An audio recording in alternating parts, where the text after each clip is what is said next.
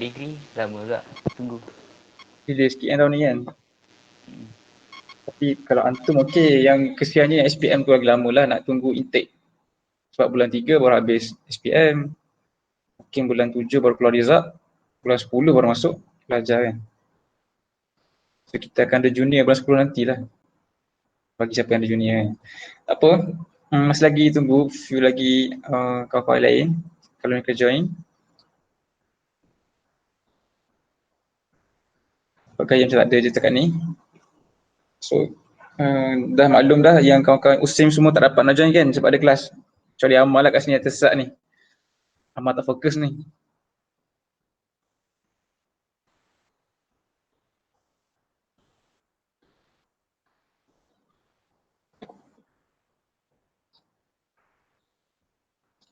Sambil itulah kita mula kod sikit kan. Mungkin kita boleh telawah sikit lah sebelum kita masuk ke perbincangan. Sekali lagi, Bismillahirrahmanirrahim. Assalamualaikum warahmatullahi wabarakatuh. Waalaikumsalam warahmatullahi wabarakatuh. Alhamdulillah. Pertama sekali jazakumullah khair semualah di atas kesudian bersama pada pagi ini. Melapangkan sedikit waktu pagi bersama-sama. Semoga Allah SWT memberkatilah pagi kita ini dan juga kita memperoleh kebaikan yang didoakan oleh Nabi sallallahu alaihi wasallam. Allahumma barik li ummati fi buhuriha. Ya Allah berkatilah pagi-pagi bagi umatku ini. So barang siapa yang menggunakan waktu pagi dia tu untuk apa-apa aktiviti lah, insya-Allah kan, aktiviti-aktiviti yang dia buat di waktu pagi tu akan diberikan keberkatan oleh Allah SWT, insya-Allah. InsyaAllah kita mulakan dulu sesi kita pada pagi ini dengan baca umul kitab Fatihah. Bismillahirrahmanirrahim. Bismillahirrahmanirrahim. Alhamdulillahirrahmanirrahim. Rahmanirrahim. Maliki yaumiddin. Iyyaka na'budu wa iyyaka nasta'in. Shiratal mustaqim. Shiratal ladzina an'amta 'alaihim ghairil maghdubi 'alaihim waladdallin. Amin. Alhamdulillah. Tsumma alhamdulillah. Nahmaduhu wa nasta'inuhu wa nastaghfiruh.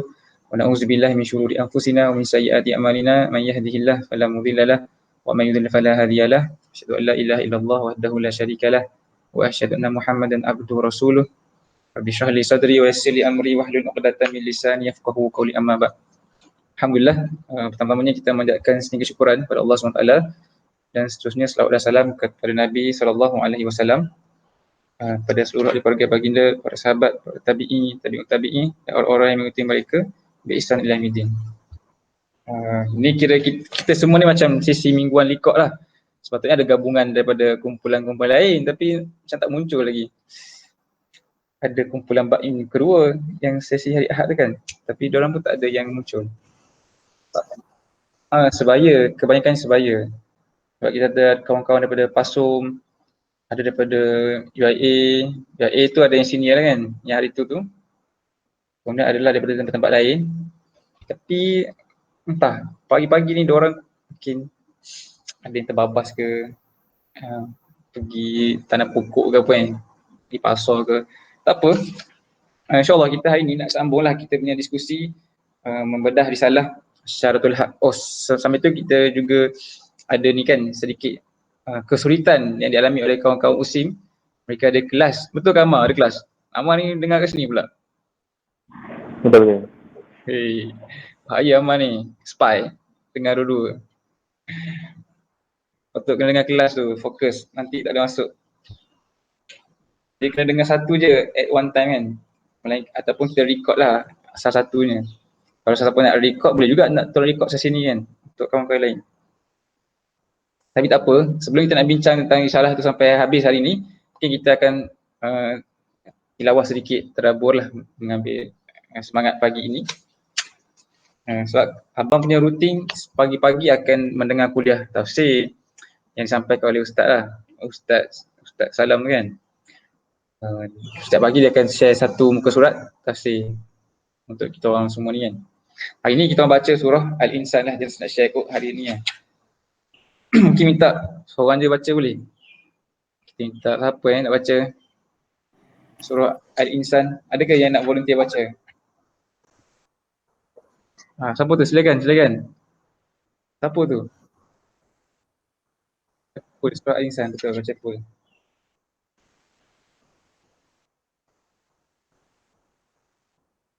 Muka surat 578.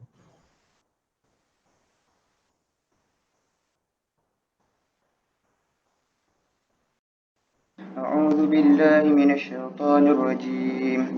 بسم الله الرحمن الرحيم.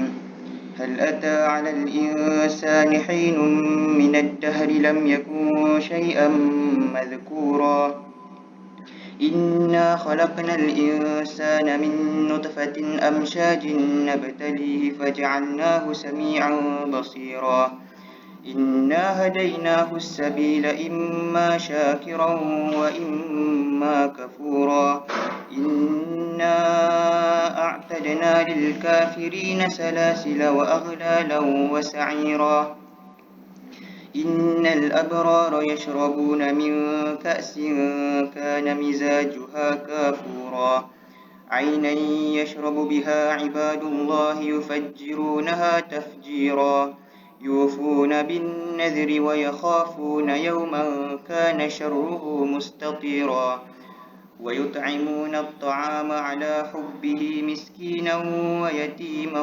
وأسيرا إنما نطعمكم لوجه الله لا نريد منكم جزاء ولا شكورا إنا نخاف من ربنا يوما عبوسا قمطريرا فوقاهم الله شر ذلك اليوم ولقاهم نضرة وسرورا وجزاهم بما صبروا جنة وحريرا متكئين فيها على الأرائك لا يرون فيها شمسا ولا زمهريرا ودانية عليهم ظلالها وذللت كتوفها تذليلا ويطاف عليهم بآنية من فضة وأكواب كانت قوارير من فضة قدروها تقديرا ويسقون فيها كأسا كان مزاجها زنجبيلا عينا فيها تسمى سلسبيلا ويطوف عليهم ولدان مخلدون إذا رأيتهم حسبتهم لؤلؤا منثورا وإذا رأيت ثم رأيت نعيما وملكا كبيرا عاليهم ثياب سندس خضر واستبرق وحلوا أساور من فضة وسقاهم ربهم شرابا طهورا إن هذا كان لكم جزاء وكان سعيكم مشكورا إنا نحن نزلنا عليك القرآن تنزيلا فاصبر لحكم ربك ولا تطع منهم آثما أو كفورا واذكر اسم ربك بكرة وأصيلا ومن الليل فاسجد له وسبحه ليلا طويلا إن هؤلاء يحبون العاجلة ويذرون وراءهم يوما ثقيلا نحن خلقناهم وشددنا أسرهم وإذا شئنا بدلنا أمثالهم تبديلا إن هذه تذكرة فمن شاء اتخذ إلى ربه سبيلا وما تشاءون إلا أن يشاء الله إن الله كان عليما حكيما يدخل من يشاء في رحمته والظالمين أعد لهم عذابا أليما. Barakallahu azim. Jazakallahu khair kepada Akhi Imran di atas bacaan surah Al-Insan tadi. Alhamdulillah, surah ni kita baca kan setiap hari Jumaat. Kita baca ataupun dibaca oleh imam yang mengimami solat Jumaat. Solat jemaah subuh pada hari Jumaat lah, setengah imam kan. So dalam konteks Nabi SAW di Madinah, ini memang ada riwayat lah menyebut Nabi ni melazimi membaca surah Al-Insan ketika mengimami solat subuh para sahabat pada hari Jumaat. Sama ada dibaca setiap minggu tu tak pasti, tapi adalah hari-hari Jumaat tu dibaca surah ini. Katalah dia dibaca setiap minggu kan, maknanya sekurang-kurangnya setiap minggu para sahabat di Madinah tu diingatkan dengan surah Al-Insan ini. So bila surah ini dipilih untuk dibaca oleh Nabi SAW, melalui panduan wahyu Allah SWT, dia mesti ada sebab-sebab tertentu kan. Kenapa tak baca surah lain? Baca surah Baqarah ke, panjang pula surah Baqarah kan. Tapi ada sebab kenapa Allah SWT mengingatkan sahabat-sahabat ini dengan surah Al-Insan pada setiap minggu, terutama pada hari Jumaat. Kalau kita tengok konten surah Al-Insan ni, pertama nama dia surah Al-Insan kan, surah yang nama dia manusia. So special lah. Kalau kita ada surah An-Nas yang manusia juga, kali ni kita ada surah Al-Insan, sama juga surah manusia kan. Kalau tengok keseluruhan konten surah Al-Insan ini, boleh dikatakan 80% ayat-ayat dia menceritakan nikmat-nikmat syurga kan, nikmat-nikmat syurga yang sangat syarat lah, yang diceritakan sangat detail, sangat terperinci, sangat density nikmat sangat kuat di dalam surah ini. Compare to surah-surah kan. Ada disebut juga akibat neraka, tapi 2 ayat je. Kalau tak silap kan, 1-2 ayat saja, berbanding cerita tentang syurga tu begitu detail, begitu banyak, tak balance lah. So memang as if seluruh surah ini nak cerita tentang nikmat-nikmat yang diperolehi oleh mereka-mereka yang masuki syurga Allah SWT kan. Di dalam banyak nikmat ini, kebanyakan benda-benda yang Allah SWT ceritakan dalam syurga ni, dia benda yang ada di dunia, supaya kita boleh imagine kan, macam mana syurga tu. Allah SWT cuba memfizikalkan gambaran syurga itu supaya kita boleh imagine dan kita rasa rindu untuk pergi ke syurga tu kan. Tapi ada beberapa nikmat yang dia sukar untuk diimajinasi dan tak ada kat dunia. Itu kalau kita boleh tengok kan, ayat ke-16. Ayat 15 dengan 16 kan. Dia kata apa kat sini?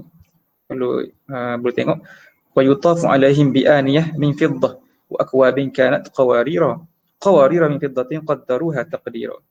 Dan kepada mereka diedarkan bejana-bejana daripada perak dan piala-piala yang cerah laksana kristal. Kristal yang jernih terbuat daripada perak. Masya Allah kan. Qawarira min fiddah. Qawarira ni kristal. Fiddah ni lah perak. Kalau nikmat-nikmat lain, kita boleh imagine adanya bidadari, duduk bersantai dekat tilam, baring, ada air pancuk kan, air terjun sebagainya. Tapi bila sebut, sangat menarik. Bila Allah sebut, diberikan bekas-bekas minum, kristal tapi dari perak. Sebab apa dia menarik? Sebab apa dia suka nak diimajinasi?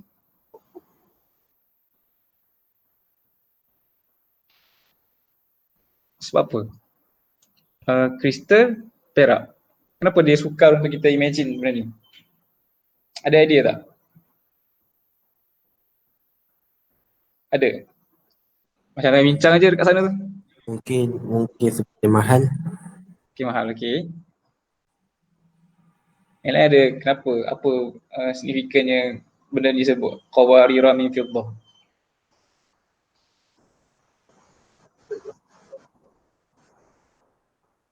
Limited dishes. Okey lah adik, jangan tengok muka, okey je. Betul juga kan. Tapi cuba kita imagine, kristal ni dia adalah luksina. Betul tak? Kan? Tapi Allah kata qawarira min fiddah. Perak adalah benda yang apa, legap. Kita panggil apa bahasa sains tu? Benda tak boleh tembus cahaya tu. Legap kan? So macam mana benda luksina dengan benda legap tu boleh sekali? Faham? Dia adalah kristal yang boleh dilihat tapi dia buat daripada perak. So tak boleh nak imagine. Macam mana ni? Dia perak tapi kita boleh tengok orang melalui perak tu. Macam kristal. So tak ada kat dunia perak ni. Fiddah ni jenis tak ada kat dunia. Yang ada kat syurga je. So kalau orang tu betul-betul study ayat ni, dia akan rasa, lain macam ni, kena cari ni. Tak adalah, kalau pergi Langkawi tak ada kan. Langkawi banyak jual kristal. Kat Selangor ni ada, dia panggil Selangor Royal Club lah, tempat yang orang dia ukir perak. Dia buat piala, dia panggil Selangor Royal Club kan. So dekat Selangor ada satu kedai yang famous buat kerja-kerja seni yang menggunakan material perak, fiddah kan. Tapi tak ada yang jenis kristal ni. Yang perak yang boleh melihat, melalui perak tu boleh lihat. Sukar, kita tak boleh imagine. So bila Allah sebut kan, qawarira min fiddah ni, dia menariklah perhatian kita tentang luar biasanya nikmat di syurga. Sepatutnya setiap orang beriman, setiap hari Jumaat mereka mendengar ayat ini, dia punya curiosity, drive untuk kembali ke syurga tu sentiasa menaik kan, sentiasa hangat. Selepas kita bekerja selama daripada hari Sabtu sampai hari Khamis tu, sibuk kan, pergi belajar, Di kelas online lah, ada muek lah, basikal lah, pergi apalah, jual sate ke, pergi mana kan, main futsal, bola. Kita sibuk dengan benda lain tu kadang kita lupa kan tentang syurga lah. Kita disibukkan dengan aktiviti-aktiviti seharian kita, kerja-kerja yang kita kena buat sebagai student, sebagai anak sebagainya. So hari Jumaat tu kita diingatkan. Itu konteks sahabat lah, mereka hari-hari lain mungkin sibuk kan, sibuk berperang ke, sibuk sampai Islam ke, sibuk berniaga, sibuk berdagang, sibuk membela kambing, sibuk bercocok tanam. Hari Jumaat mereka diingatkan tentang nikmat-nikmat syurga supaya menarik kembali perhatian mereka, memusatkan kembali perhatian mereka kepada syurga Allah SWT kan. Jadi ini antara teknik bagaimana Al-Quran dia menariklah orang-orang yang berfikir supaya sentiasa rindu kepada syurga Allah SWT kan, dengan menyebut nikmat-nikmat yang sukar untuk digambarkan. Iaitu antaranya qawarira min fiddah, kristal daripada perak, benda yang sukar untuk diimajinkan. Mungkin adalah benda tu dekat dunia kan, yang belum dijumpai oleh manusia kan. Kena gali dekat perut bumi ke apa kan, kristal yang sama dengan perak. Tapi cukup sedikit benda, itulah sedikit yang nak share pada pagi ni. Sebagai intro lah kita, sebelum kita nak discuss risalah yang kita dah sentuh sikit pada sesi sebelum ini kan. Ada berada Adam kat sini, halo Adam, tapi tak adalah kawan-kawan yang lain. Kita juga masih lagi menunggulah, kalau ada kan daripada grup lain akan join. Guy macam belum ada, tak apa. Boleh ke? Ready bersedia apa yang kita akan sambung bincang hari ni lah, kita nak tengok kembali risalah ataupun satu tulisan, satu speech daripada seorang ulama dari India kan, yang mana sebahagian daripada antum kat sini dah tengok sebenarnya hari tu, tapi tengok sikit kan. InsyaAllah hari ni kita nak share dekat semua orang lah, dan kita akan mula balik pada awal supaya semua orang dapat benda yang sama dekat pace yang sama. Sorry. Nampak ke sekarang? Nampak.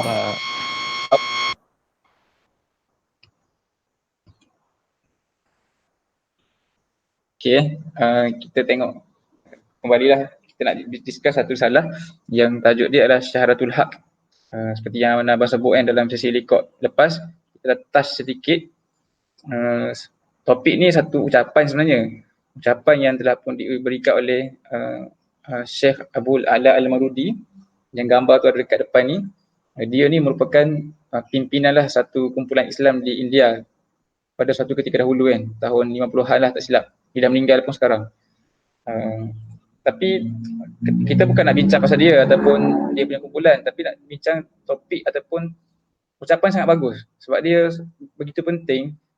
Dia menjelaskan apakah yang patut difahami bila kita ni bersyahadah kan, apa kesan, tuntutan dan sikap, efek bila seorang tu dia memahami syahadah dia kan. So dia cerita benda ni sebab syahadah ni dia bahasa Arab, tapi bila kita orang ajam bersyahadah, kita tak dapat nak grab fully apakah maksud dan roh di sebalik syahadah tu. Sebab tu kebanyakan kepada kita ni dengan simple kita bersyahadah, tapi dia tak ada kesan sangat kan. Hari-hari kita memperbaharui syahadah kita dengan solat, cuma tak nampak sangat perbezaan bila kita ni bersyahadah ataupun tak. Berbanding para sahabat, mereka ni ada kisah kan perempuan yang dia syahadah, dia memberikan kesaksian dia bersyahadah, lepas tu serta-merta pada hari tu dia pergi cari orang kan untuk cerita pasal Islam.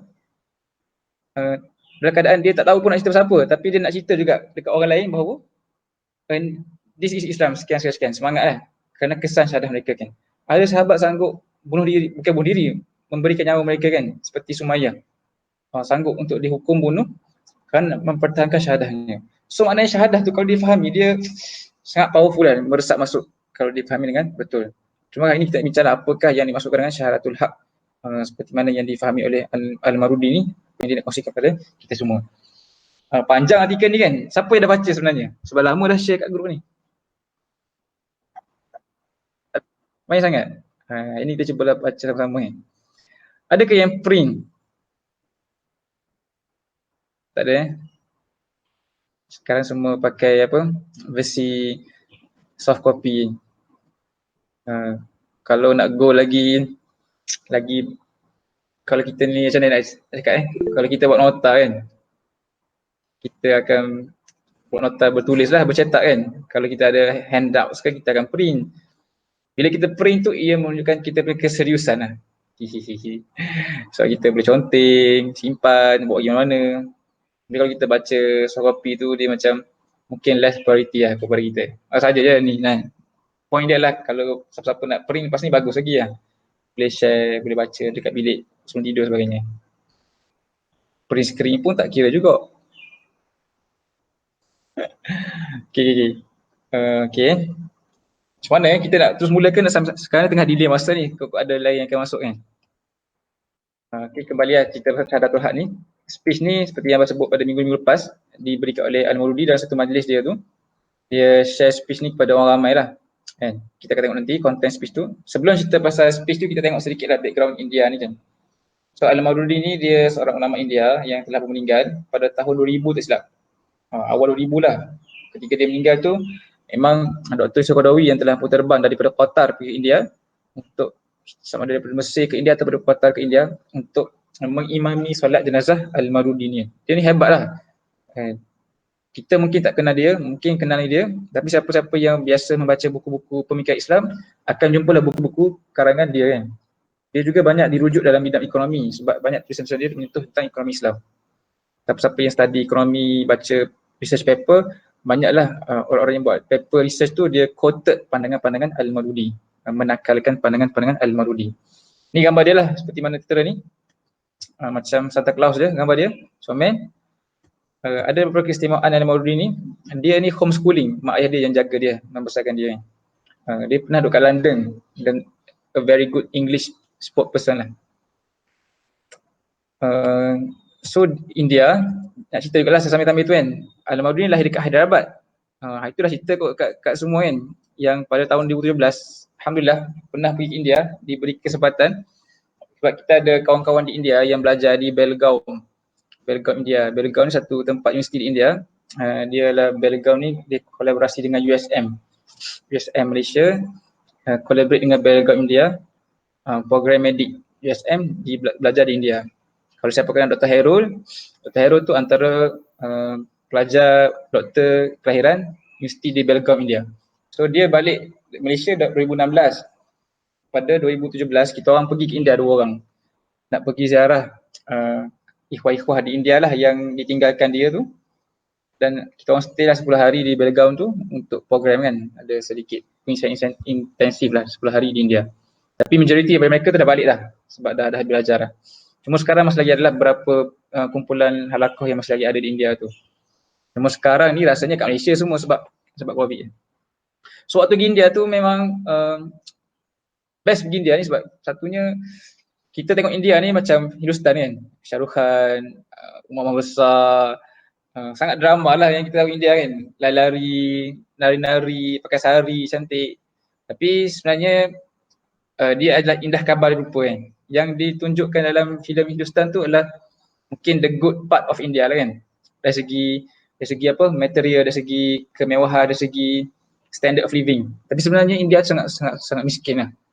Sangat miskin, especially India yang Muslim punya area kan, di bawah, di selatan. Kalau India yang utara tu ramainya Hindu kat atas ni Tapi yang selatan kat bawah-bawah ni ialah ni Hyderabad ni, Karnataka ni majoriti Muslim lah. Kalau atas ni Hindu. Tapi sekarang ni memang dia negara majoriti Hindu.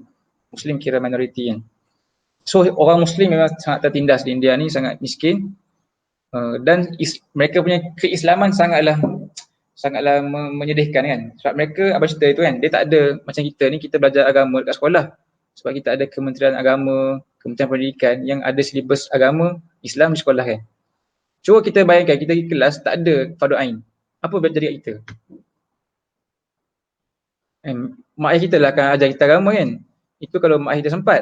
Kalau mak ayah kita tak sempat dan kalau mak ayah kita tak tahu nak ajar, kita pun tak akan belajar lah solat apa fardu ain kan. Tapi kita ni alhamdulillah kan, dibentuk Islam kita ni melalui sistem yang tersusun dekat sekolah. Kita ada KBSSM tu yang menyusun silibus pendidikan Islam ni. Which kita kena bersyukur sebenarnya kan. Ada juga pemimpin-pemimpin yang bagus in that sense lah. Yang ada ke silibus fardu ain, kelas petang agama, mengajar akidah, tauhid, fiqh yang basic tu kan. Tapi kalau di negara-negara macam Singapura, India, tak ada benda tu. Dia tak ada satu kementerian yang jaga agama yang lain. Macam kita kan. So mereka ni belajar agama melalui apa? Melalui pewarisan lah. Apa yang mak ayah mereka faham, itulah yang dipas kepada anak-anak mereka. So dia sangat rencam pelbagai lah.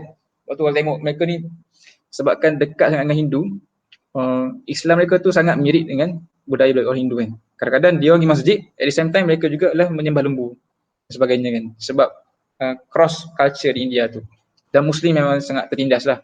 Kalau kita follow update-update berita situasi politik, situasi sosial di India, memang orang Islam ditindas kan. Mereka tak boleh nak sembelih lembu pada hari korban sebab lembu ni kira Tuhan lah bagi orang Hindu di India. So bila orang Muslim nak sembelih lembu tu satu kesalahan besar kan. Tapi bagus India ni mudah nak cari makanan halal. Sebab dia orang tak makan daging, jadi dia orang makan veggie je. Jadi semua yang dia orang makan kita boleh makan lah. Dia ada satu stiker veggie tu, dia stiker bulat hijau putih. Stiker tu menunjukkan makanan tu makanan untuk veggie. So kalau pergi kedai tu cari stiker tu kira halal lah sebab tak ada produk binatang kan. Tak ada elemen binatang dalam makanan tu. Itu sedikit situasi di India kan. Mungkin boleh share khas lah. Trik di India ni sangat-sangat best.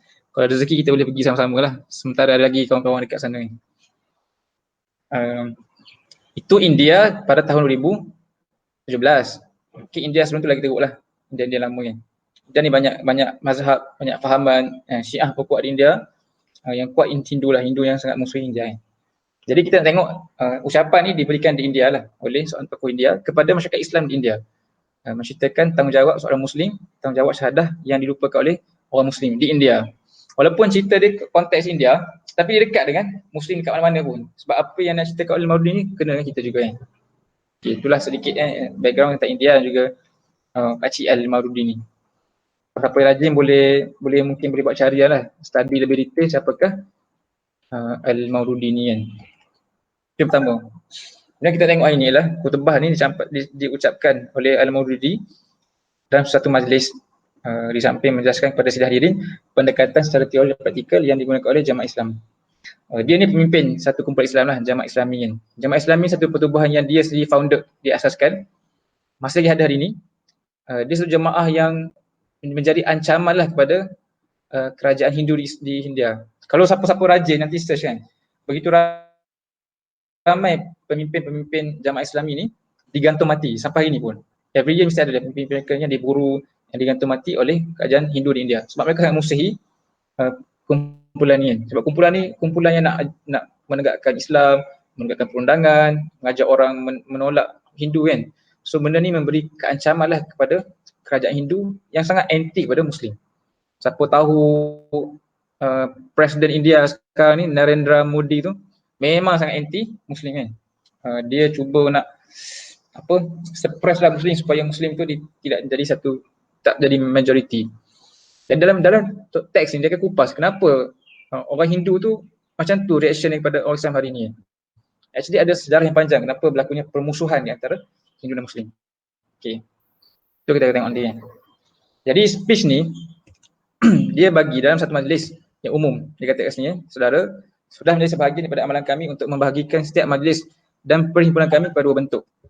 Dia kata kan, bentuk pertama anggota pertubuhan kami bermuzakarah. Ahlan, adlan.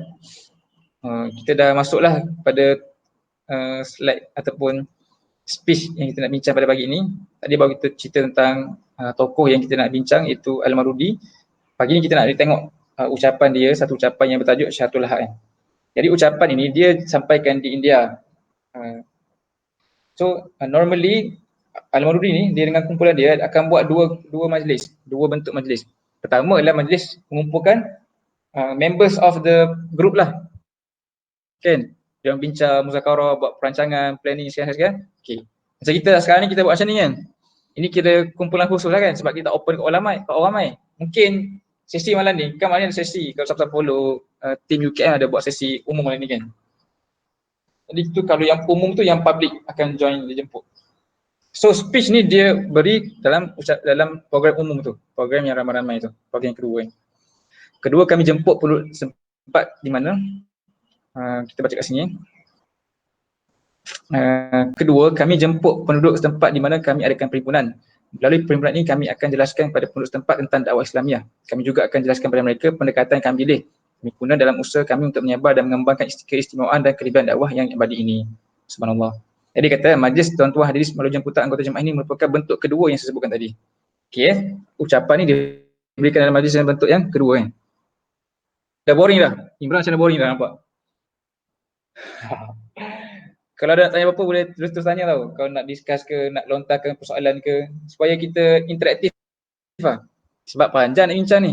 Kita nak baca ucapan orang dah mati lama ni. Dan teks dia panjang kan. Okey, dia faham kan? Dua majlis. Majlis khusus sesama dalaman dan majlis umum. Kita nak baca ucapan yang diberikan dalam majlis terbuka kepada orang ramai kan. Okey, simple je.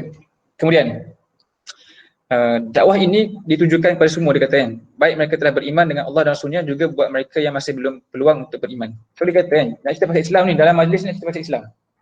So Islam ni sebenarnya, dakwah Islam ni ditujukan kepada semua.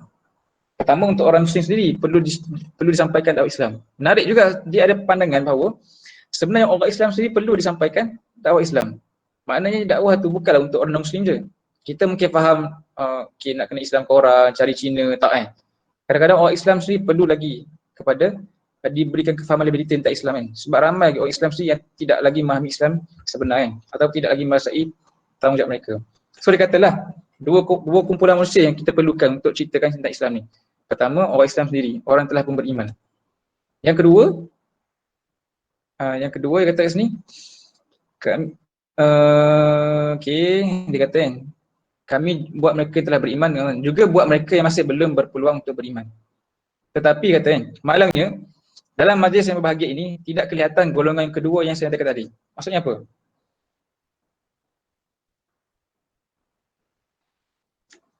Tak datang. Siapa datang? Orang yang non-Muslim, yang belum beriman. Yang belum beriman. Okey, bagus. Fahim kira tengah fokus lah tu. Hopefully yang lain pun tengah fokus lah. Walaupun tak nampak kamera kan. Mungkin tengah tengok kartun ke, scroll Instagram, buat roti, baring-baring. Wes tengah baring-baring ke? Wes ada baring-baring. Betul kata Fahim kan. Maknanya masa dia buat speech tu, dia kata kita punya ajakan ni terbuka kepada dua golongan, orang yang beriman dan orang yang belum beriman. Tapi malangnya golongan kedua, which orang yang belum beriman tu tak hadir. Tidak hadir dalam majlis ni. Semua ini disebabkan oleh kepincangan dasar yang telah dinyatakan oleh raja-raja pemerintah kita dalam tempoh 8 kurun silam. Bla bla bla kan. Katalah, kenapa tak hadir ni? Pertama sebabkan dasar yang diamalkan oleh raja dan pemerintah kita dalam tempoh 8 kurun silam dalam menjalin hubungan dengan penduduk negeri ini. Mereka tidak melaksanakan dengan baik undang-undang Islam dalam konteks hubungan antara kaum. Mereka juga tidak memberikan layanan seperti mana sepatutnya diberikan oleh seorang pendakwah dan penakluk pada seorang ahli sini. Tidak seperti mana layanan yang pernah diberikan oleh dinasti Arab dahulu. Malah kita sendiri tidak boleh menafikan bahawa kita turut terlibat kerana kita sendiri melayan mereka seolah-olah mereka adalah bangsa asing yang berbeza sama sekali dari segi darah, bahasa dan budaya. Okey, kita situasi ni. Bila kita buat program Islam kan, selalunya akan hadirlah orang Islam je. Contohnya kita buat apa? Forum perdana awak Islam. Dai milenium ke. Of course dia jarang. Ada ke orang non-Muslim hadir? Sangat jarang kan. Kalau program Zakir Naik tu mungkin ada yang non-Muslim hadir. Tapi program-program Islam ni selalunya ditumpu pada orang Islam. Kenapa orang non-Muslim tidak hadir dalam program Islam? So di situ ada sebab. Pertama sebab kesan cara pemimpin-pemimpin Islam dahulu berhubungan dengan orang non-Muslim ni. Sebab kita layan mereka bukan sebagai objek dakwah. Kita layan mereka sebagai satu entiti lain yang dipisahkan daripada Islam. Faham ke? Macam kita kan. Kita rasa Islam tu kita kawan-kawan kita. Kawan non-Muslim tu kita tak rasa sebagai, of course dia bukan Islam, tapi kita tak membina hubungan dengan mereka. Sepatutnya mereka tak Islam, tapi kita kena ada hubungan dakwah dengan mereka kan. Mereka adalah kita panggil mad'u, objektif dakwah kan. Objek dakwah. Mad'u ni orang yang patut kita serukan. Tapi itu tak berlaku dalam kalangan di India disebabkan pertama dasar pemimpin-pemimpin Islam terdahulu yang sendiri menindas orang-orang bukan Islam, dan yang kedua sebab orang Islam sendiri hari ini yang melihat orang bukan Islam adalah orang bukan Islam. Bangsa lain, darah lain, warna kulit lain. Itu konteks di India. Sama je di Malaysia kan. Kita ni sudah mereka sejak berapa lama dah?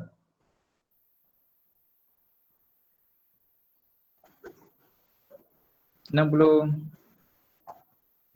tahun dah? 60 tahun dah. 64 kot? Ke 60 berapa? 97. Sebab kira. 65 kan? 64. 64. Serius lah, semua engineering tak boleh kira matematik simple ni. 64. Mantap lah Adlan. Sebaik Adlan dah besar kan, nak grad kan. InsyaAllah, amin. Jadi kita ni dah merdeka 4 tahun. Cuba kita imagine, waktu sekarang ni siapa rajin tengok kan, dekat Malaysia ada satu jabatan kita panggil DOSM. DOSM ni apa kan? Department of Statistics Malaysia. Setiap tahun Jabatan Perangkat Malaysia ni atau DOSM ni dia akan keluarkan statistik tentang demografi rakyat Malaysia. Dia akan keluarkan berapa populasi rakyat Malaysia, berapa orang Islam, berapa orang bukan Islam, berapa orang Melayu kan. Orang Melayu ni orang yang paling kerap beranak, betul tak? Orang yang paling banyak beranak. Maksudnya kalau dia kahwin dia ada at least ada 5-6 anak kan. Normal rate 5, kalau sikit 3, kalau banyak 7 sampai 9. Betul tak? Fahim ada berapa adik-beradik Fahim? 4. Ada 4. Okey lah normal rate. Adik-beradik ada berapa sibling? Tu aktif lah, kira family aktif kan. Bain dah ramai lagi kot. Bain ada berapa? 6 kan? Betul. 6. Kalau abang ada 3 je, so kita orang ni low rate kan. Tapi orang Melayu kira family yang growing lah kan, yang besar. Tapi orang Cina dia sikit anak tau, 1-2 je kan, minority. Orang India pun sikit. Sebab tu kalau tengok percentage apa Muslim, Melayu, Cina, India daripada dulu sampai sekarang dia maintain je. Cina akan ada lebih kurang 30%, India ada 7%, 7, the rest adalah Melayu lah. Dah ada beberapa minority tu adalah Sabah Sarawak kan, yang pelbagai etnik yang lain. So Melayu ni dia besar tau. Dia sentiasa 60% ke atas dia punya populasi tu. Tapi bayangkan selama 60 tahun 60% Muslim dah Melayu kan, tak mampu lagi nak menguasai seluruh negara dari segi agama tu. Kalau setiap 60% ni buat kerja kan, after 60 years sepatutnya dah boleh cover dah satu negara, betul tak? Siapa rajin nanti cari data berapa peratus Islam ni populasi umat Islam di Malaysia. Bukan by bangsa tapi by religion.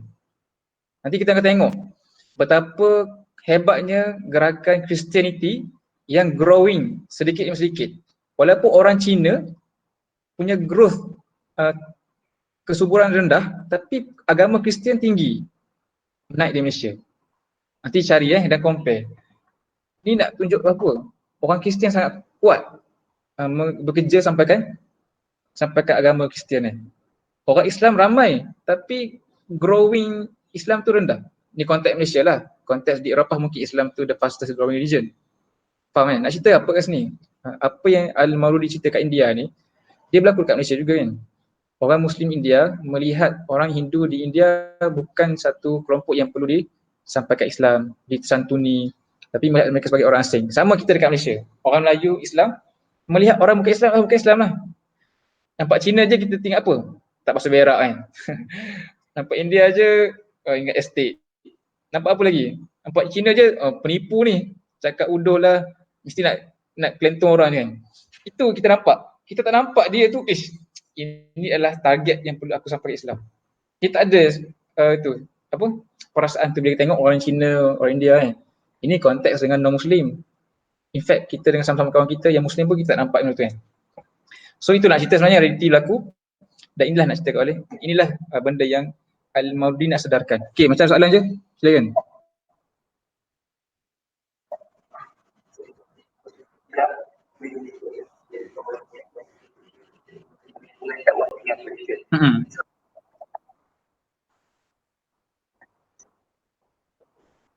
Nanti kita sampai habis risalah ni kita akan jumpa benda tu. So kena baca sampai habis tu. Kan? Kita hold dulu soalan tu kat sini. Tarik. Nanti kita akan tengoklah sampai habis. Kita masih lagi menunggu kawan-kawan lain sebenarnya dengan penuh pengharapan ni, tapi tak ada lagi muncul daripada tim Hari Ahad dan juga tim UIA. Kim Baim kalau ada boleh PM Ifan dengan apa Hazimi kan.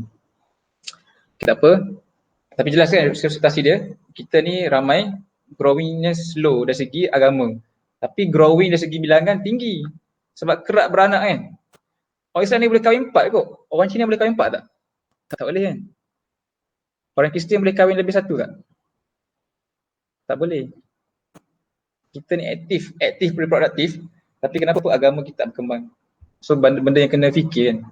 Siapa-siapa kalau kita nak cerita benda ni lebih apa lebih berfakta, siapa-siapa rajin tengoklah data daripada DOSM tu, Jabatan Perangkaan Malaysia, Department of Statistik Malaysia, DOSM. Nanti carilah, ada kat internet, boleh Google je. Okay.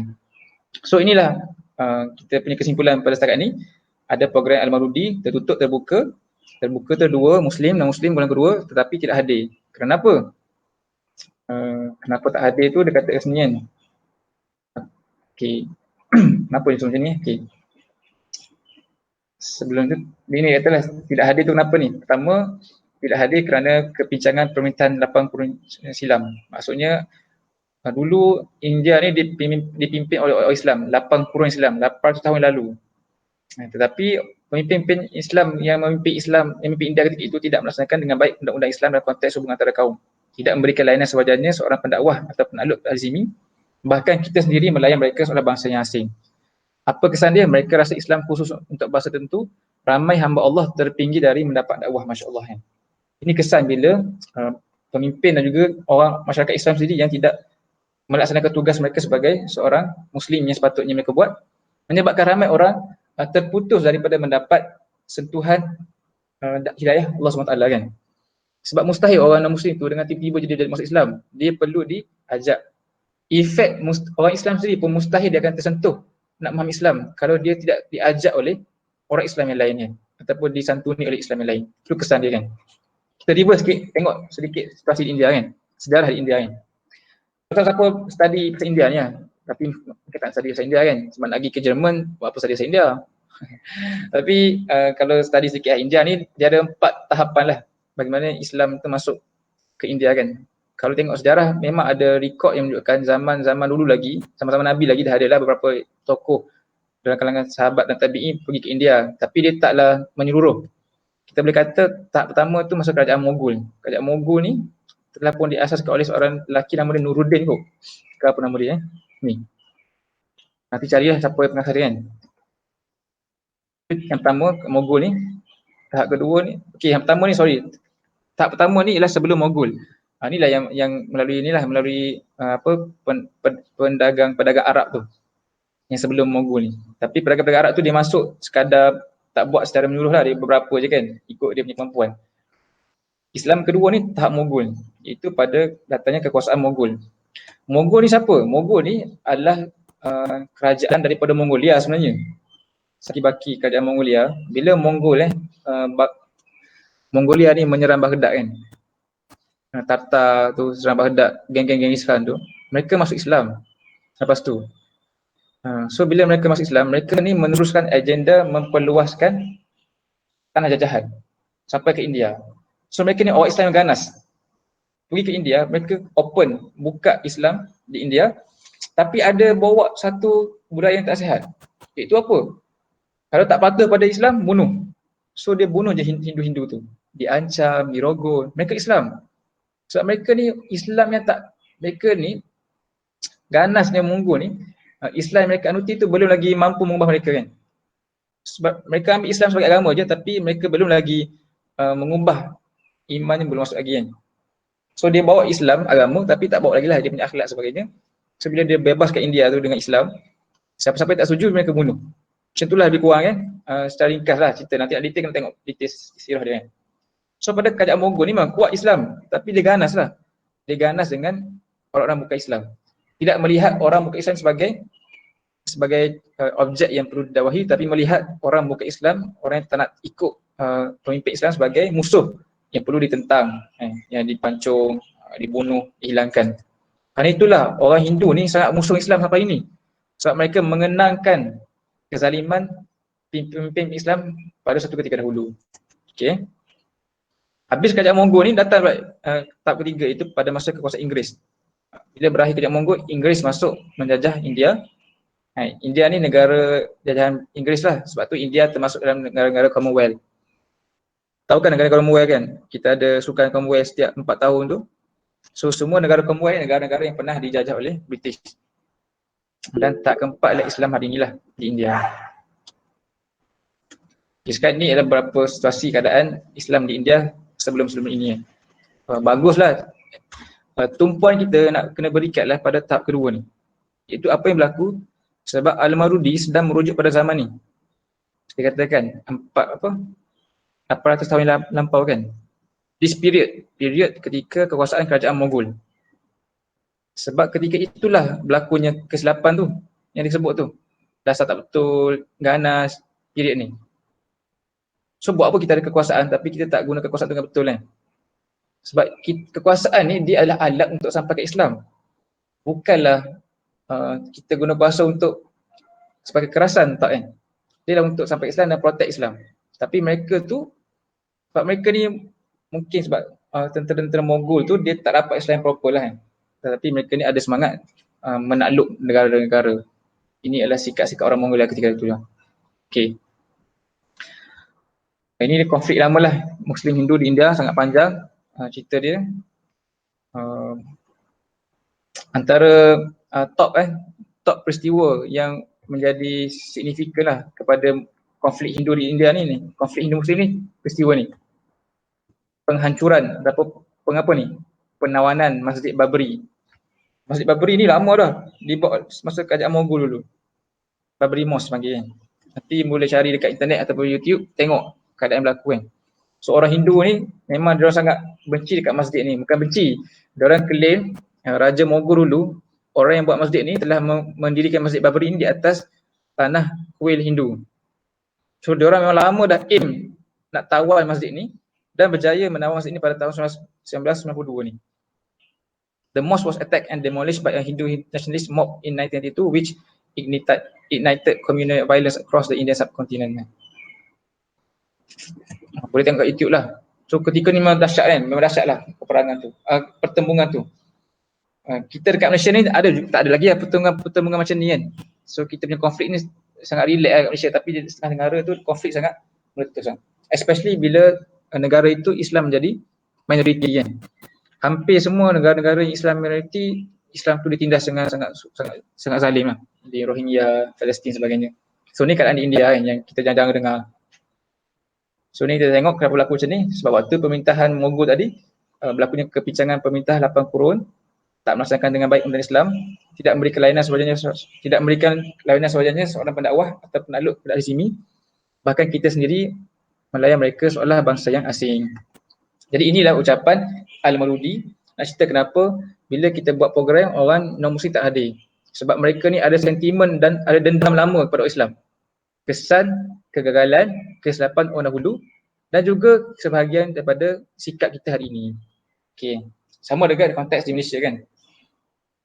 Kalau siapa tengok video Lim Jui Soon, tahu Lim Jui Soon? Lim Jui Soon kan nama dia? Kenal tak? Siapa kenal? Tak ada. Brother Lim. Lim Jui Soon ni dia macam Firdaus Wong lah. Dia ni reverted Chinese Muslim yang banyaklah mengusahakan membuat kerja-kerja mengislamkan orang-orang Cina specifically untuk masuk Islam kan. Dia cerita pengalaman dia hantar anak dia pergi sekolah Kristian di Melaka. Dia Muslim. So cikgu-cikgu Kristian terkejut tengok dia ni bukan Cina, nama Cina tapi tulis agama Islam. Dia tanya, brother Lim you Muslim ke? Dia cakap kat cikgu tu, ya saya Muslim, kenapa? Huyo, cikgu tu ada persepsi, macam mana you Muslim tapi nama you Lim? Faham ke? Sebab mereka faham, kalau masuk Islam, kena tukar nama Arab, Melayu. Itulah budaya yang kita bawa tu. Kan? Yang menyebabkan orang takut nak dekat Islam, nak faham Islam. Masuk Islam je, pertama terfikir, alamak kena berkhatan. Berkhatan pula dia nak potong habis kan. Mungkin inilah sentimen-sentimen yang menyebabkan Cina jauh pada Islam kan. Mereka rasa masuk Islam tu masuk Melayu, kena macam ni. Sebab kita ni gagal lah menjelaskan Islam dengan betul. Kita tak apalah, kita realiti laku kat Malaysia pun samalah. Tapi hari ni kita sedang berhadapan dengan satu keadaan, bukan saja kita nak kena approach orang non-Muslim, bahkan anak-anak Islam sendiri dah makin jauh daripada Islam kan. Ada anak-anak Muslim sendiri yang mula sedikit demi sedikit meninggalkan Islam, dan dengan megahnya, dengan bangganya mengisytiharkan mereka ni ateis, mereka ni Kristian, mereka yang keluar dari Islam kan. Kita sekarang bukan kerja nak ajak orang masuk Islam, kena protect dulu orang Islam tadi kan, supaya mereka ni tidak terlucut daripada ikatan Islam. Okay, habis. So dia katalah, kembali kepada ucapan Amarudi. Boleh ke sambung? Kena break dulu. Macam mana? Adakah soalan ke setakat ni? Ataupun soalan perbincangan?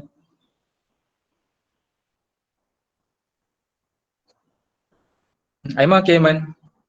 Tak sure lah, Aiman, Baim okey tak okey kan? Tadi ada Uwais dah live lah. Uwais ada dekat Imran ke Uwais? Kat bawah. Okey, tak apa. So kita kata so kita masuk ke speech lah. Tadi baru intro speech kan, dia kata kan dakwah yang kita tujukan kepada umat Islam ialah mengajak mereka merasai tanggungjawab besar yang diletakkan di bahu mereka bila mereka mendakwa mereka beriman dengan Allah dan hari akhirat, dan bila mereka mengaku akur dengan segala perintah Allah dan Rasulnya. Hanya bergantung, tidak mungkin mereka boleh berpeluk tubuh daripada mengikut tanggungjawab ini dengan hanya mengaku beriman atau mendakwa diri mereka sebagai Muslim. Hanya bergantung pada pengakuan dan cakap kekosongan dalam hal ini tak cukup. Sebenarnya apabila kamu mengakui Allah sebagai Tuhan dan Islam sebagai agama kamu, kemudian kamu lafazkan syahadah yang sebenar, kamu sepatutnya merasai tanggungjawab yang perlu kamu laksanakan sebaik saja kamu melafazkan syahadah ini. Jadi dia cerita tentang bila kita ni melafazkan syahadah, ada satu keadaan kita kena merasai tanggungjawab bila kita ni mengucapkan syahadatul haq kan, ataupun melafazkan syahadatain tu. Dia kata apa? Asyhadu an la ilaha illallah wa asyhadu anna Muhammadar Rasulullah. Kita terfikir tak kenapa digunakan perkataan syahadah, asyhadu kan? Kenapa kena ada aku naik saksi? Sekarang kita tak faham pun kan? Kita sebut je, dah Islam dah, Alhamdulillah Islam. Jadi sekarang ni dia nak ajak kita kepada basic. Apa sebenarnya tuntutan, kesan bila kita menyebut lafaz asyhadu tu? Kan? Apa maksud syahadah tu? Dan sebenarnya bila kita bersyahadah tu, dia bukan satu lafaz semata-mata kan? Tak cukup kita kata kita beriman dengan hanya mengungkapkan lafaz-lafaz kata-kata iman ni. Allah SWT berfirman dalam surah Al-Ankabut, A'udzubillahi minasyaitonirrajim. Macam mana ayat dia? Macam mana ayat dia Adam?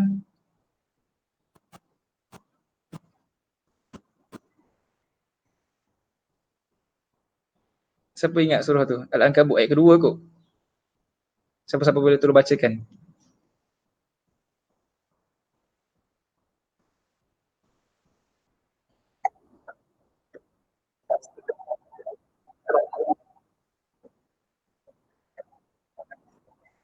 Masya-Allah, jazakallah kan. Ahasiban nas an yutraku. Adakah manusia menyangka atau menghitung yutraku, kami akan membiarkan ataupun dia dibiarkan hanya sekadar an yaqulu, hanya sekadar mengatakan amanna, kami telah beriman. Maksudnya mereka mengucapkan kata-kata iman lah kan. Saya dah iman. Wahum la yaftanu, sedangkan mereka tak diuji kan. Itu tak kan sebenarnya. Bila kita ni menyampaikan syahadah, dia datang dengan satu package komitmen. Sebab itulah dia punya message speech di hari ini dia kata apa? Kita nak mengajak manusia ni merasai tanggungjawab besar yang diletakkan di bahu mereka apabila mereka mendakwa mereka beriman dengan Allah dan hari akhirat. Jadi Islam ni dia bermula dengan rasa kan. Maksudnya tanggungjawab syahadah tu dia mesti dirasai. Sebab itulah kita sekarang nak jentik ni perasaan kita masing-masing untuk merasai. Kalau tak rasa, tak akan ada action. Betul tak? Sebab rasa ni lah yang menyebabkan orang tu bergerak. Contohnya apa? Kita tengok makcik lalu depan rumah kita kan. Petik ten Pepsi. Kalau kita rasa sedih kan, empati, kita akan panggil dia bagi duit ke. Sebab perasaan ni akan mendorong kita untuk bertindak. Tapi kalau tak ada perasaan, kita tengok je lah. Tentu je. Sebab tu Nabi rasa ni datang pada hati kan. Al-Quran datang untuk memberikan rasa kan. Sebab tu Al-Quran dia interact dengan hati kita, memberikan rasa. Sekarang ni Al-Marudi nak ajak orang Islam ni merasai tanggungjawab mereka ni.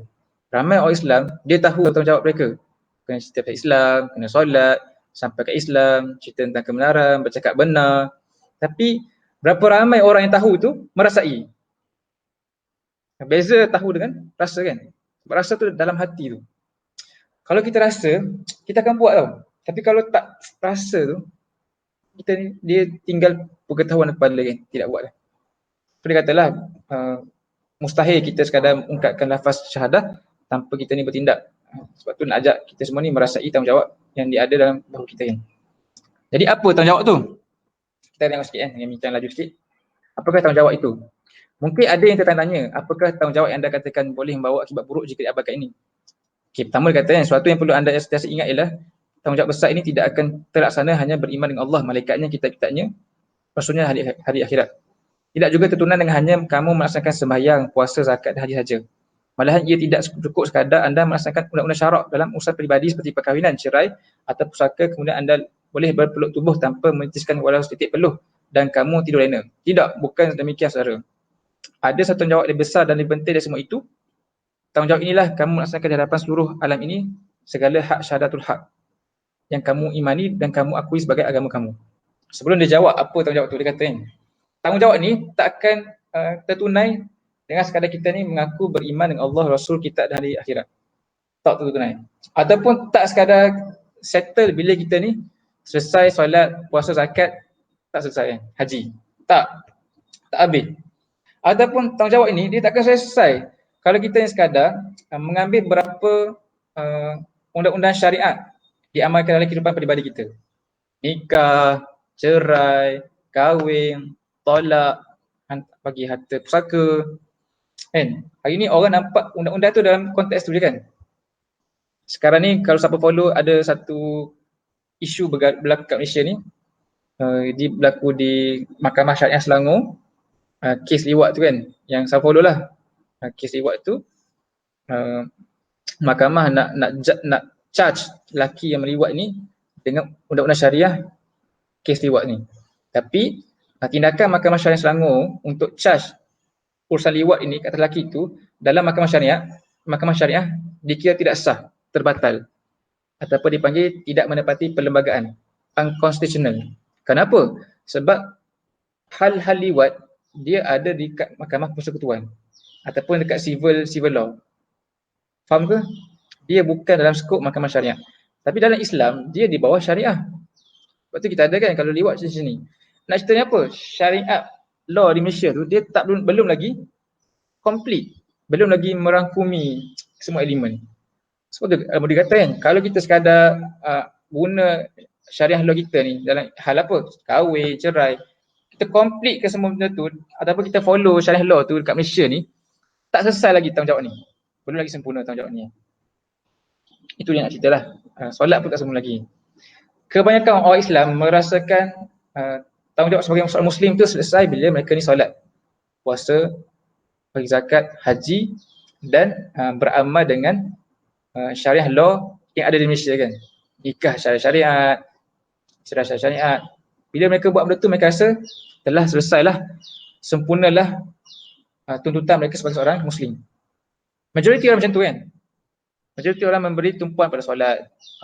Kita yang kahwin kena ikut, ada maharnya, kena jumpa tok imam, aspek poligami ke. Orang beri tumpuan dekat tempat tu lah. Sebab mereka tak nampak lagi sebenarnya ada tanggungjawab besar lain bila kita ni mengucapkan syahadatul haq. Bila kita ni mengucapkan syahadah kan, ada tanggungjawab syahadatul haq yang kita kena sampaikan. Okay. Itu benda yang dia nak remind lah. Kalau puasa haji belum cukup, kahwin cerai belum cukup lagi. Kalau kita ikut syariah kita pun tak sempurna. Macam kita nak kata kita sempurna kan. In fact kita punya law pun tak sempurna lagi. Kalau kita fulfill the law Malaysia pun, of course dia belum lagi sempurna lah tanggungjawab tu. Okay. Jadi sebenarnya apa tanggungjawab dia ni? Tanggungjawab sebenarnya ialah tanggungjawab sebagai umat wasata. Menarik kan. Kita stop kat sini lah, boleh? Ke sambung sikit kan. Dia kata sebenarnya tanggungjawab ini ialah kitab suci yang mulia telah mengingatkan kamu bahawa Allah Ta'ala yang memiliki nama-nama yang suci telah meletak kamu sebagai satu umat perantara. Malah Allah milih kamu bukan umat-umat yang lain supaya kamu melaksanakan segala hak syahadat ini. Hak syariat ini perlu dilaksanakan dengan cara kamu menyampaikan kalimah hak ini ke seluruh bangsa manusia melalui amalan soleh yang kamu lakukan, melalui akhlak terpuji yang kamu miliki serta melalui pemerintahan kamu yang adil dan betul, supaya pada hari mana segala saksi bangkit menyatakan penyaksian mereka, semua manusia tunduk di bawah hujah Allah dan mereka tidak dapat menafikan bahawa dakwah para nabi dan kalimah hak ini tersampai ke genah telinga mereka. Okey, faham ke apa dia cerita kat sini? Boleh tak siapa-siapa boleh ulas sikit apa yang cerita dekat slide ni?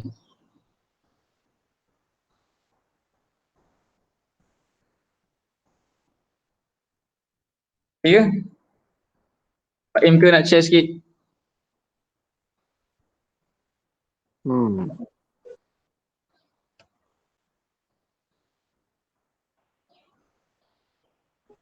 Tak apalah abang explain lah. Macam tu pula. Okey. Silakan.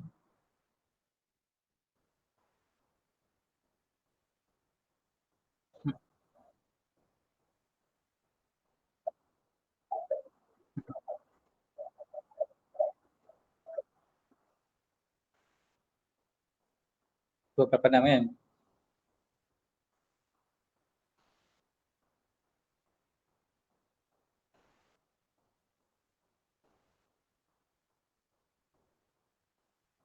InsyaAllah. Okay.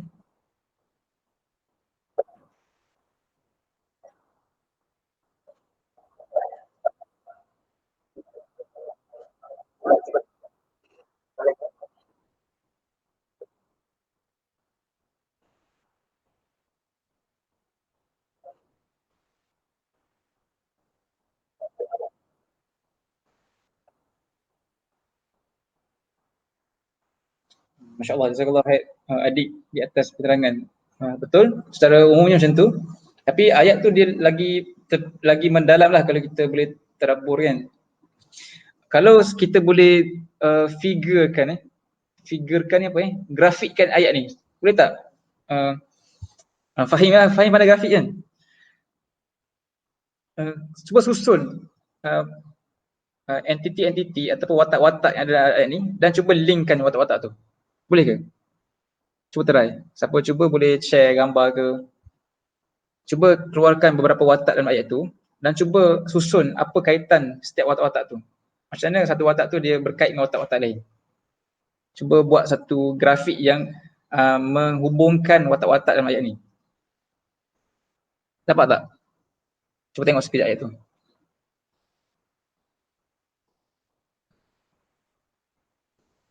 Siapa ada idea, siapa dapat share mungkin boleh share lah. Gambar ke, share screen ke, lukis ke.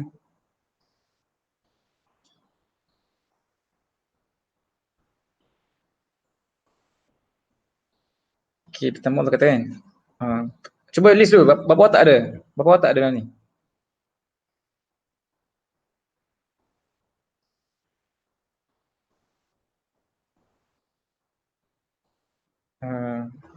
Ada berapa watak semuanya?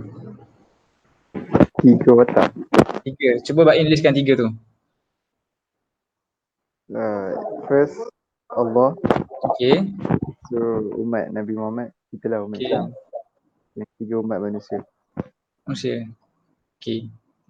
Bain kata ada 3. Ha? Betul. Pak Im kata 3, tapi siapa-siapa kata lagi ada 5 ke 6 ke? Yang lain ada apa? Nampak tak?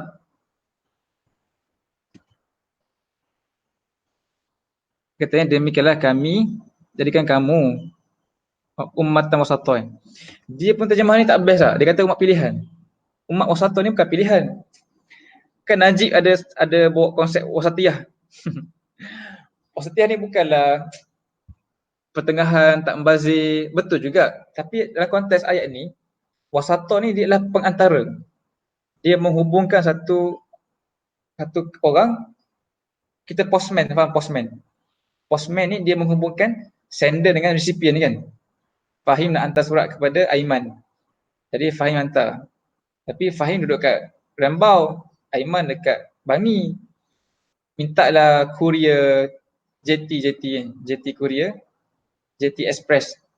So dalam konteks tu, JT Express adalah ummatan wasatah.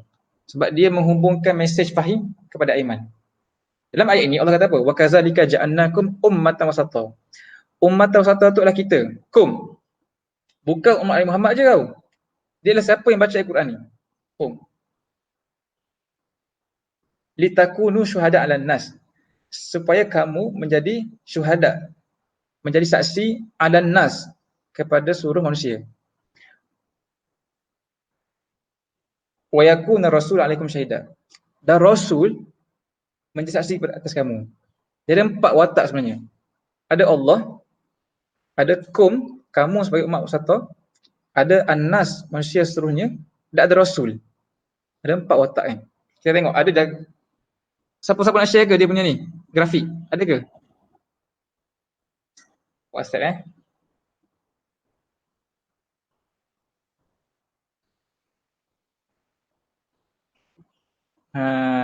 bolehlah. Narik.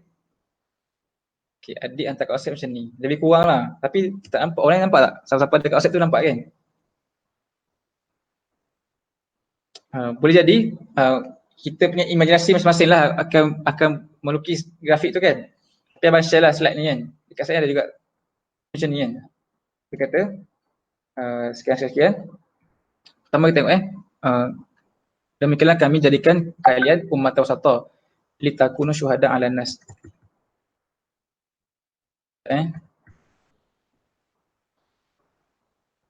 Cikgu yang adik share, masya-Allah. Boleh. Menarik. Kat mana kita ni sekarang?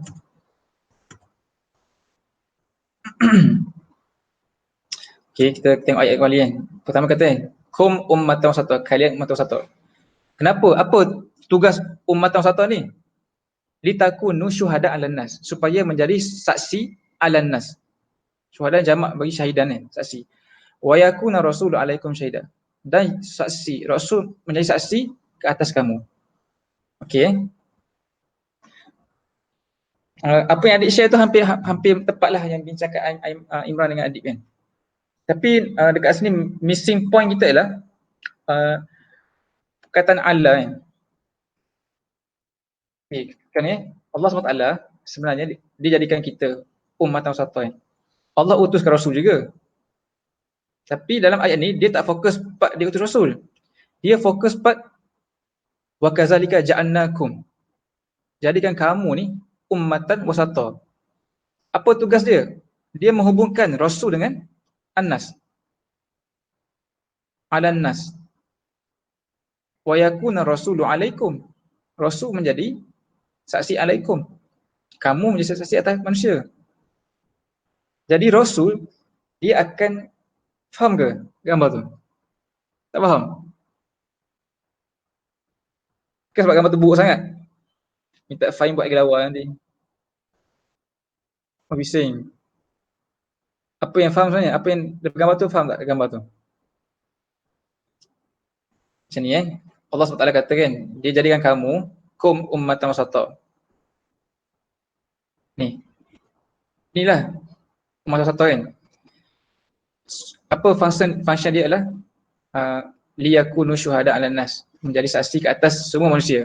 An-nas ni semua manusia kan. Tak kira beriman tak beriman.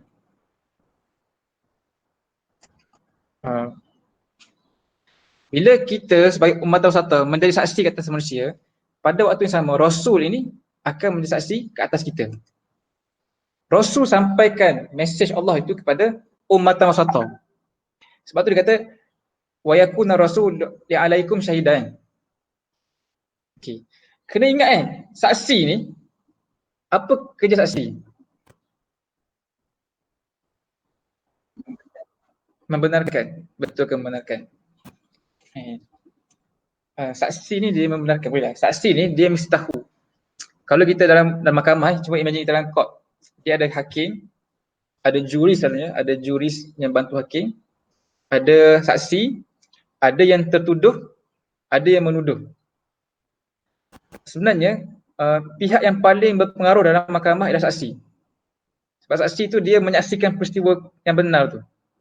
Dia adalah orang yang nampak ataupun orang yang dengar, orang yang tahu. Kalau dia cerita penceritaan saksi ni boleh menentukan sama ada tertuduh yang betul ke yang penuduh yang betul. Faham? Kalau saksi senyap, tak beritahu apa, hakim mungkin membuat wrong judgement ke atas tertuduh ataupun penuduh. Okey. Saksi selalunya akan memberi kesaksian against tertuduh. Faham? Against tertuduh. Selalunya. Selalunya saksi ni dia dibawa oleh penuduh. Faham ke? Katalah Imran nak tuduh adik curi. Kan? Adik tak apa salah.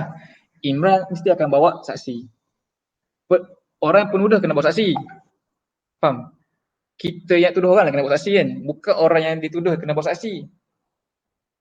Penuduh kena bawa saksi. So Imran bawa lah Adlan sebagai saksi bahawa adik ni mencuri. So Adlan tengok adik mencuri. Imran tuduh. Jadi Adlan dia akan bagi penyaksian against adik. Bukan bantu adik tau, tapi dia against.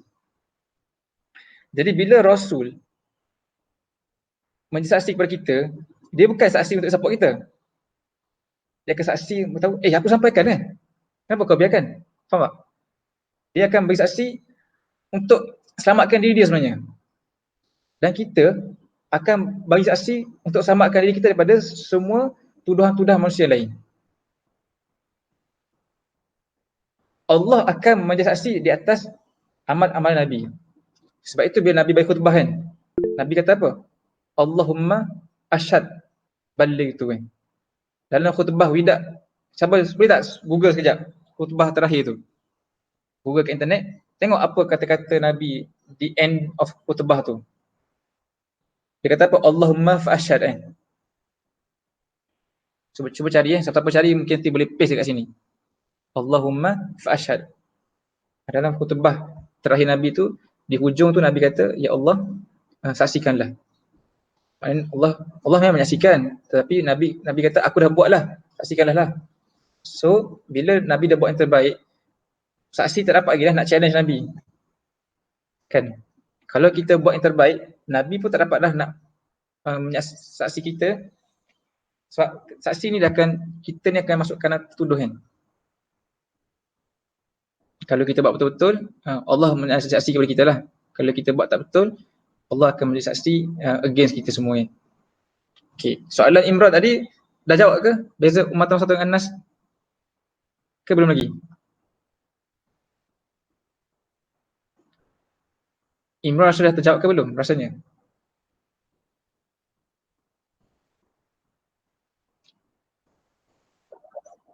Masih pening?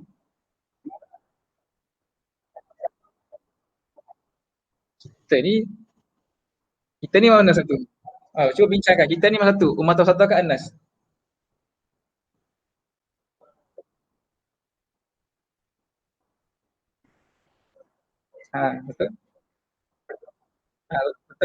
Betul? Betul. Konteks dulu sahabat lah betul satu. Kita belum ada. Sekarang sahabat pun tak ada dah. Sekarang siapa yang bila kita dah terima, kita dah jadi mutasata. Terima kefahaman tu. Sebab Quran ni dia bukan dia limited dekat zaman tu je kan. Okey, betul tu. Sekarang kita jadi mutasata. Tapi di luar sana ada manusia lain yang ada dah Islam tapi tak faham lagi Islam, yang tak faham Islam yang sebenarnya, dan ada yang belum Islam. Mereka ni adalah An-Nas secara umumnya. Yang pada hari akhirat kelak mereka akan bertanya kepada umat wasata. Kenapa kau tak cerita kat aku pasal benda ni? Jadi kita adalah saksi kan yang tahu. Kalau kita tak cerita, macam kita nak protect diri kita. Kita boleh jadi juga pihak yang dituduh lah hari tu kan. Okay, kita kembali kepada figure ni. Jadi Allah SWT telah jadikan kita semua sebagai umat wasata untuk menyampaikan mesej Rasul. Betul kata adik tu. Dalam konteks dulu ketika zaman awal, ini adalah sahabat kan. Yang mereka ni menjadi perantara bagi Nabi pada kita. Sekarang ni mereka telah pergi, mereka telah pass down kerja-kerja ni pada next generation sampai hari ni Islam sampai pada kita dalam keadaan kita faham hari ni kan. Tapi selepas kita ni masih ramai lagi Anas, kita punya family mungkin yang tak sedar lagi kan tanggungjawab hidup, kita punya junior sekolah, kita punya kawan-kawan dekat Intek, kawan-kawan dekat A-level, jiran-jiran. Ini semua Anas ni. Setiap dari mereka ni ada hak untuk diberitahu daripada kita. Dan bila didatangkan semua orang pada hari Judgment Day, semua orang akan apa? Semua orang akan mencari hujah menyelamatkan diri masing-masing, betul tak? Tidak ada orang akan protect masing-masing. Orang yang tahu akan beritahu kepada Allah Ta'ala, dia dah beritahu. Kalau dia beritahulah. Orang yang tak tahu, dia akan kata dekat Allah, dia tak pernah diberitahu. Masing-masing akan protect kan. Nabi sendiri pun berhati-hati dan berjaga. Kalau Nabi tak sampaikan, apa jadi kat Nabi kalau dia tak sampaikan?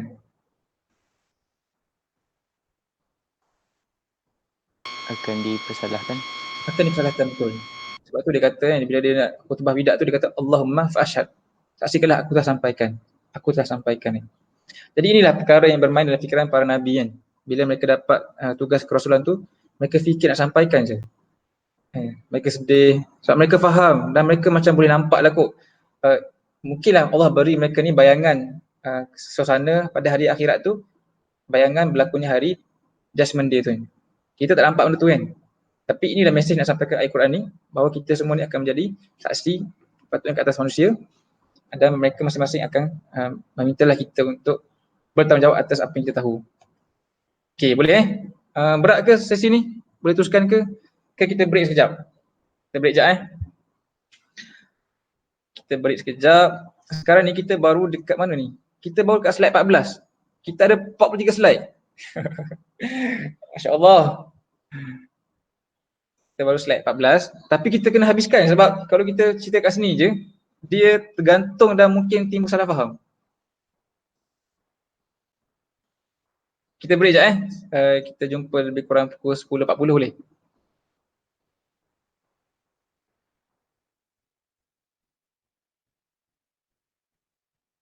Boleh 10.40. Sambil tu ada siapa nak tanya soalan boleh lah. Nak tanya soalan ke, nak bincangkan ke apa benda.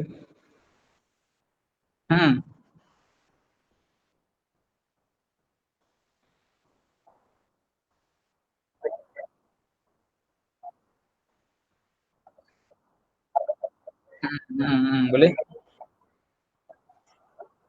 Boleh.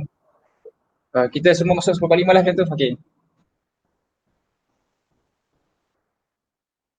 Okay. Boleh. Yang lain boleh lah take time untuk bayar minum air ke, solat duha ke.